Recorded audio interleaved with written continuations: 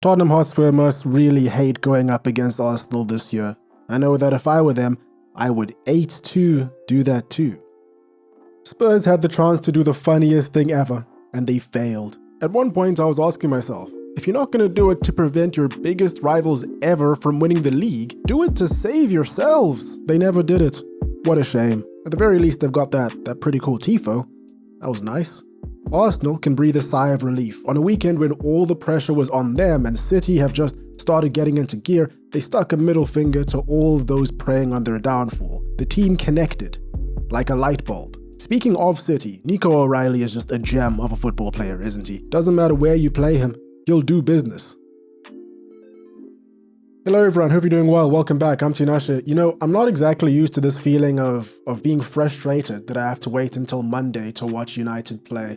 I'm much more accustomed in these sorts of situations when they don't play on the weekend to know that at least my weekend won't be ruined, just my Tuesday. So you already know how the deal goes. I watched a bunch of games this weekend, obviously Chelsea, Arsenal, Man City, Newcastle, a bit about Madrid. We'll talk about some games, talk about some teams, some players, of course. Let's start with Spurs and Arsenal. All eyes were on North London for this top versus bottom affair, and I know that sounds crazy, but don't let your mind go there. Just keep it over here. Arsenal before this game were getting into some very, very dangerous territory. They had scored about 10 points out of a possible 18, dropping a lot, and it really is a shame that right now for Arsenal the baseline is that the baseline opinion amongst everyone is that they're going to lose their heads at some point early in the year, you know, second half of the league season, and capitulate, and then someone else is going to overtake them, and they're just not built for these title races. It's a shame because this sort of thing is permeating the environment right now. The amount of memes that I saw on,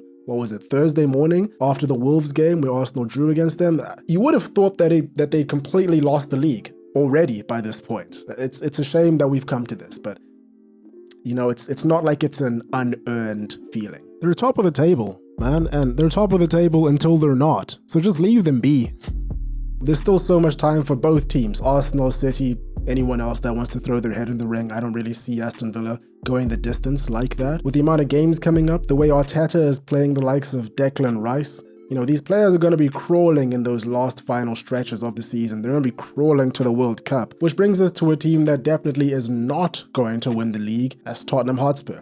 Third defeat for them in a row. No wins in the league since December. Oh, and by the way, I'd like to remind everyone that there is still the possibility that Tottenham Hotspur get relegated, but win the Champions League. It's a low possibility right now, but it's still there. You know, it's above 0%. I mean, when you really look into it, Thomas Frank was never going to succeed at Spurs. I think he gave it a good go, you know, as good as he possibly could, but I think that the situation, the circumstances were just not up to it. And it reminds me of, you know, the likes of David Moyes going up from Everton to Man United, or Roy Hodgson going to Liverpool, Nuno going to Spurs, I guess, was maybe one of the most apt examples here. But when you really look at all the managers that have taken over at Spurs as of late, I'm talking post-Pochettino, when things really started getting bad, I feel like Thomas Frank is the one that's hated the most. Well, maybe hate is a strong word, I don't know, I'm not a Spurs fan, Spurs fans can chime in over this one, but let's say just disliked the most. The boos that you hear in the stadium, or that you used to hear in the stadium for him,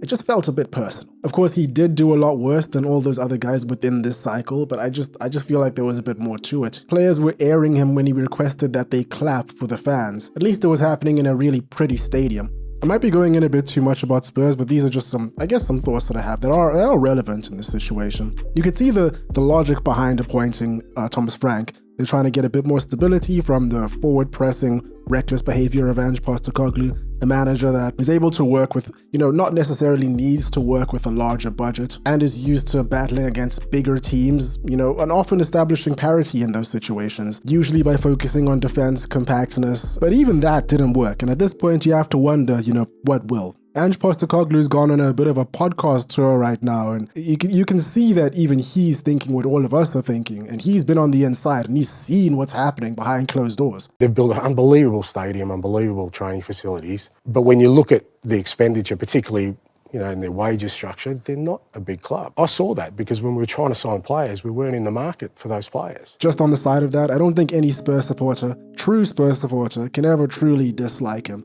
He's just way too charismatic, and it's hard to argue against the points that he makes. And Thomas Frank obviously deserves a lot of stick for how he ultimately performed with this Spurs side, but let's be real now. We can't really sit here and act like he was given the best crop of players, the best situation to work with. We're coming towards the end of another season, but this whole thing is just so cyclical. You know, they've been through this multiple times. Everyone keeps getting injured, time and time again. And you have to really wonder what's going on with that medical staff. Their captain, Christian Romero, is a walking red card, and he's constantly bad-mouthing and insulting the club at every opportunity he gets. Quote, "At times like this, it should be other people coming out to speak, but they don't, as has been happening for several years now. They only show up when things are going well, to tell a few lies. We'll stay here, working, sticking together, and giving our all to turn things around." Romero said this after Spurs lost 3-2 to Bournemouth in January. The post is still up, by the way. It wasn't a story, it's permanent.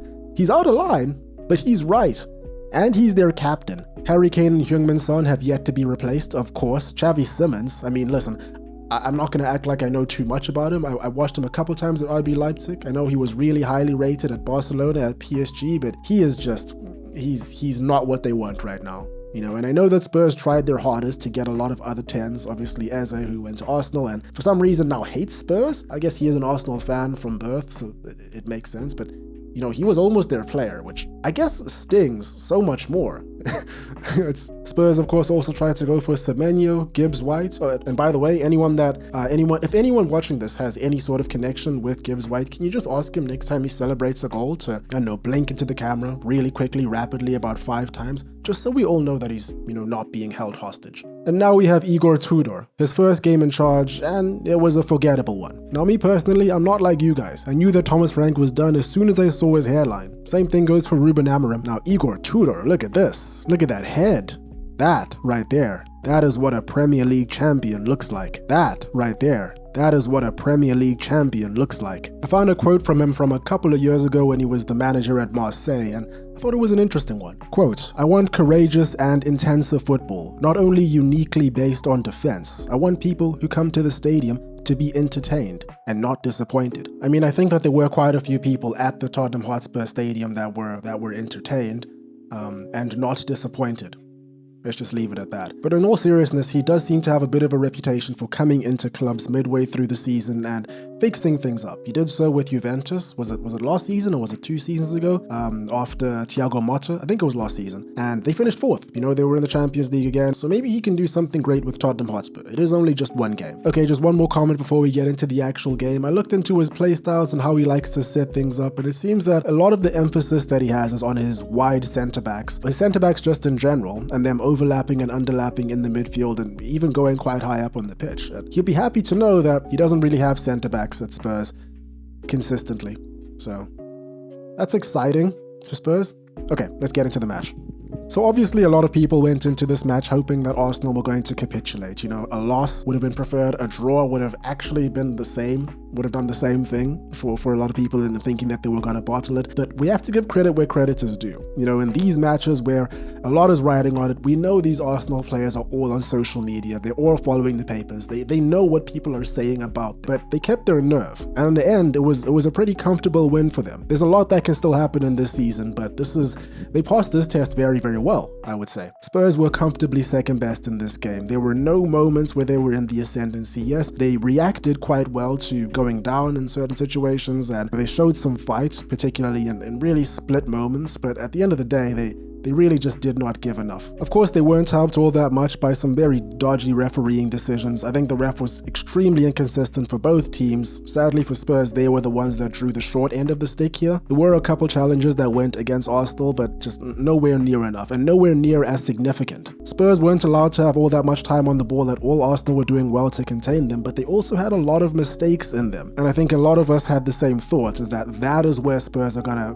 get their opportunities, and they eventually did. Bissouma was very solid from the very beginning. I was very impressed. Lots of aggression and running from him. The first mistake, though, naturally, came from Spurs. Sarr gets walked through by Bukayo Saka. He squares it to Eze, and it's a goal. Only for seconds later, Kolo Muani to take advantage of a Declan Rice mistake. Rice gets robbed of the ball and we're all square. And again, some more comedy. This goal was scored right after Declan Rice told everyone to focus a little bit more. So that's... And I guess just on some general notes, like I said, Spurs, just outside of some real, just minute moments. They were just awful at a lot of things. From the very first moment, I didn't have all that much confidence in Spurs. After seeing Vicario bolt out and the miscommunication between him and his defender, I think it was Mickey van der Ven, but I can't remember exactly. He did well to prevent anything from going further, but that was just... it wasn't encouraging. So let's get into some of the questionable decision-making by the referee in this game. One of the major ones for me is there's a moment where Kolumuani is chasing a ball and he's got Gabriel next to him. We can see very clearly that Gabriel steps into his path, isn't looking at the ball whatsoever, and very clearly impedes his movement. In situations like this, I do get why nothing is called, because if you do call something there, then you're probably gonna have to give a red card, right? Because he is the last man. And I think it's too soft for that sort of situation. But I think we can all agree that he is impeding his movement there, right? But this one, of course, is not as bad in my eyes as the biggest moment, which is where Spurs score a goal, but it's disallowed because Gabriel gets pushed in the back. And I really don't want to emphasize the word push here because I think that would be a misrepresentation of the truth. I guess there is contact there, and these days for any sort of goal decision, that's all that you really need, but I just think that Kolumuani should have a goal there, and I think he's been really hard done by. It's just really exaggerated. I think a lot of people feel that if the referee didn't blow here and left it to VAR to make a decision, that they wouldn't overrule the goal. And what made this even worse for me is that moments later in the game, Leandro Trossard gets the ball in his own half. He blocks the ball from the Spurs player that's oncoming to get it, and then he jumps back into the Spurs player, and then in a really exaggerated fashion jumps forward and falls off, like legs lifting off the floor and everything, like it was in a cartoon, and he gets the foul. I think both of those are really soft calls, and it was just a strange game from a refereeing perspective. Like I said, there were a couple really small niggling fouls that I think went the way of Spurs instead of Arsenal, but nowhere near the most significant ones. But yeah, I think that's where I have to stop defending Spurs because they were just awful at everything else. And as soon as that third goal went in, all hope was lost. Their heads dropped, they had no more fight in them. I think they managed to get the ball into the box from memory one time, and that was where there was a chance with Dominic Solanke, who got David Raya to save it off the line, but that was it. That was just about all the fight that they had left in them. Victor Gyökeres was incredible in this game. I think this was the best I've ever seen him in an Arsenal shirt. Early in the game, he gets a great chance. He goes past Dragusin. The ball goes just wide. And it's quite funny because I actually thought that Dragusin was doing decently against him early in the game, but I guess that all just fizzled out as time went by. His goal that made it 2 for Arsenal right after the break, brilliant. Later on, his goal to make it 4-1, also brilliant. And he did everything in this game that everyone knows that he's good at. Running in behind, taking on his man, scoring brilliant goals. Plus, he was also doing a lot of great running off the ball, which he does every game, but a lot of his detractors will ignore because it doesn't really fit the narrative. He's a great player. He's just playing for a team where he's not the outright superstar. Eze was obviously also just incredible. I think in the second half, I just noticed he was roaming a lot more, getting a lot more on the ball, and Spurs just couldn't contain him. And here we stand, Arsenal extend their lead to 5 points. Of course, they have a game in hand. And Tottenham Hotspur in 16th place, 4 points off relegation. And none of us can definitively say that they are better than Forest or West Ham. They're gonna have a really tough time this year. And on that note, let's switch over to Man City. They really are good, aren't they? I just feel like they're really picking up the pace right now, and they've benefited a lot from their January window. Semenyo and Guehi have been fantastic for them, huge. They went on, they played Newcastle, a tough opponent. They came away with 3 points, and Newcastle were really pressing them in that second half. So this was nowhere near an easy victory. Of course, we have to talk about Nico O'Reilly. I've seen 1 or 2 questionable performances from him, over the past year or two. He is only 20 years old, so that is expected. But I think I just didn't really understand his game, or I didn't watch him for extended periods, because he can play anywhere. He played as a 10 in this game, got into some insane positions. He can play as a 6. Of course, he's played most of his games at left back for City that I've seen before this game. Of course, he scored 2 goals. He scored last week as well. I would think that he's probably nailed on as going to the World Cup for England right now. And then we also have Erling Haaland, and I guess he's very clearly a victim of fatigue that a lot of football fans have, where they want new guys every now and then. They build you up to want to tear you down, and then when you stay up, it's less impressive. He's the top scorer right now in the Premier League, and I think he's joint second for assists. Well, he was joint second last night. I'm not sure about the games today. And in this Newcastle match, the defensive shift that he was putting in, I saw him block Newcastle crosses and shots at least twice, seen him in the defensive area frequently, and he does this often. It's not like it's a one-off. He's just a brilliant player. It's sad to see. It was the second time in about 3 weeks that a goalkeeper went up to try and get on the end of a set piece to get a point from Man City against them. And I know that happens late in games, but I feel like that's quite frequent,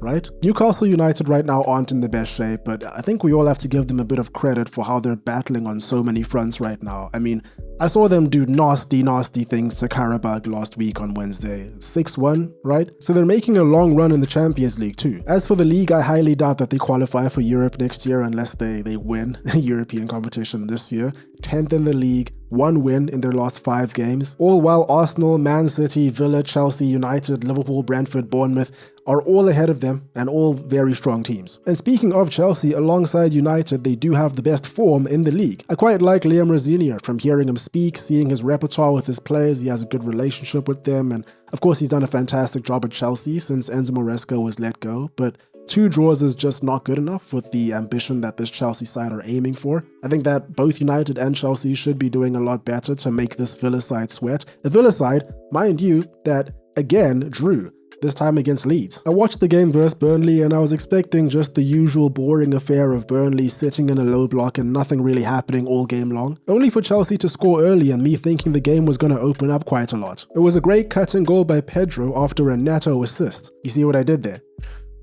Because Pedro Neto and Joao Pedro. Anyway, despite that, we got the low block madness anyway, all until a Wesley Fofana red card. And you know what? There is no shame in being undone by a James Ward-Prowse free kick. It happens to all of us. You know, his right foot is inevitable. But again, Chelsea should be irritated. Not irritated enough to send monkey emojis to their players when they do badly, as was what happened to Wesley Fofana. He posted screenshots of the abuse that some quote-unquote fans have been sending him, and what a time to do so. After the week that we've just had with everything that's gone on with Real Madrid and Vini Jr. and Prestiani and Benfica, for many reasons, it's unfortunate timing. It seems like a select few group of idiots is just always going to exist in the football world, which obviously sucks. It sucks for the victims, it sucks for everyone that has to see it happen. You'll probably see people commenting monkeys in this comment section over here. And you know, it sucks for a lot of Benfica fans and Argentinians because, of course, Prestiani is Argentine, who get lumped in with these guys as if they're also perpetrators. Obviously, I do implore everyone to not fall down the common trope that we have been seeing lately, to say that everyone is bad that holds some sort of similarity or belongs to the same sort of group that, let's say, this Prestiani guy does. You know, I'd like to believe that I'm pretty sure it's true that all the people you saw on TV making the monkey signs and,